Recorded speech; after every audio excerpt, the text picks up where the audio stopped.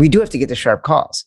This is the segment where between Tuesday and Thursday, you start getting calls from the wise guys saying what they liked and didn't like about what we said on Tuesday. Let's do some sharp calls. Sharp calls. Definitely got a decent amount this week, actually. It was pretty quiet early in the week. And then after our show posted, I knew dudes were going to reach out just because my confidence level wasn't that high. And man, apparently we had a big miss on the Browns Ravens. I like the Ravens. I thought you were getting good value on the points.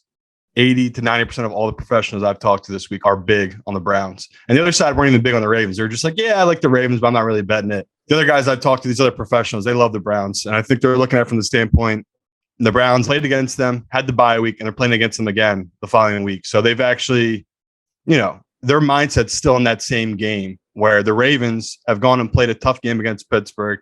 It's the same reason we're fading Pittsburgh tonight against this Vikings team. That's just a really hard fought, grueling AFC North kind of game. Now you're looking at a Browns team that the word is Baker's looked better. This week he came in, suppose he's looking better. His legs have looked better. He's moving well in practice. The offensive line, again, that's what we were really waiting on to see with Browns.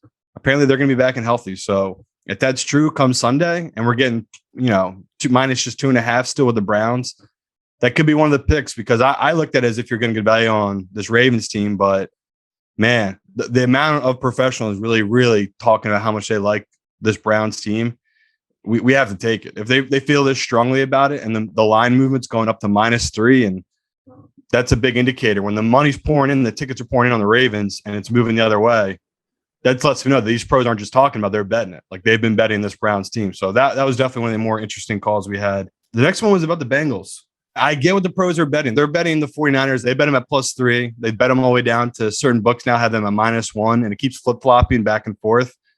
They think Joe Burrow broke 2 fingers on his throwing hand. They think he broke his pinky. They think he broke his index. So I don't know what to do here. Like, I just don't have a strong enough opinion on it. Like, I want to take the Bengals team, but when I hear the pros telling me this stuff, they have better sources than I do on these teams. They talk to guys on medical staffs. They're talking to scouts on the teams, which that's one of the biggest leakers of all NFL teams are scouts, because scouts like to trade information. So they're always trying to get information on other teams. They're more than happy to give away information on their team. That doesn't affect their job. Their job is to scout. So it's been interesting hearing all coming out of Cincy that, you haven't seen anything on, like Schefter's not tweeting about it. It's been interesting media not talking about it, where behind the doors, guys are really talking about this injury to Joe Burrow, and you've seen the line moving that way. That's what didn't make sense to me with the fact the line movement was moving down like it was, because to me, the 49ers are the banged up team. Apparently, they're spot on. They have a good read on this. So maybe I won't bet the 49ers is one of our best 5, but I'll just walk away from it. But you never know. Come Sunday, if we do hear Joe Burrow has 2 broken fingers, he's not playing, or he's wearing some special glove on his hand, that can't make you feel great about a team that needs their quarterback to make big plays on 3rd down. I mean, they're not a run-first kind of team. I know last week they were running all over the Chargers. We're talking about completely different defenses here. The 49ers, they're bad against the pass. They're not bad against the run. So that was a more interesting call. They're on our backs with the Washington football team. They love that pick by us. They love our pick of the Giants. I think both of them are looking at that. Those are 2 dogs that are just undervalued right now. And I would say that the biggest stay away they kept talking to me about was this Lions team. And then sure enough, it came out. A bunch of those guys in the Lions have the flu. So Jared Goff has been out of practice. They had a couple offensive linemen out. Maybe we just stay away from Detroit this week, because I was really liking Detroit. I was liking the momentum. I was going to be all over their money line. We'll wait and see if these guys come back and practice today and tomorrow, because if they don't, you have to stay away from Detroit. I mean, they're already a bad team. I don't know if their backups are going to be just a complete fall apart kind of offense if they come in. So that's one of those I'm walking away from, that Detroit line. For what it's worth, that's great information about the Bengals. Great feedback on the Browns. I listened, as I always do, to the Action Network podcast this morning, hosted by Chris Raybon and Stuckey. Stuckey loves the Browns for everything that you just said, especially the fact that the Browns basically have had 3 weeks preparing for this Ravens team, because they went in to play them, had the bye, getting healthier. Ravens coming off an incredibly physical game, and they have more players on the IR than any other team in the NFL this year. It's crazy.